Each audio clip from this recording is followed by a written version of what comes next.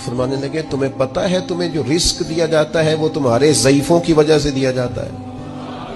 ये जो तुम्हारे घर में पैसे आते हैं, ये जो तुम पर फजल होता है, ये जो लोग तुम्हारा इकराम करते हैं, ये जो दुनिया तुम्हारे लिए उठ के खड़ी होती है, और ये जो लोग तुम्हें एजाज देते हैं, और ये जो तुम्हारी झोलियां भरी रहती हैं, हुजूर फरमाने लगे तुम्हारे ज़ईफ़ों की वजह से रिस्क दिया जाता है। याद रखना हर चीज के पीछे मेहनत नहीं होती, बहुत सारी चीजों के पीछे दुआ भी होती है।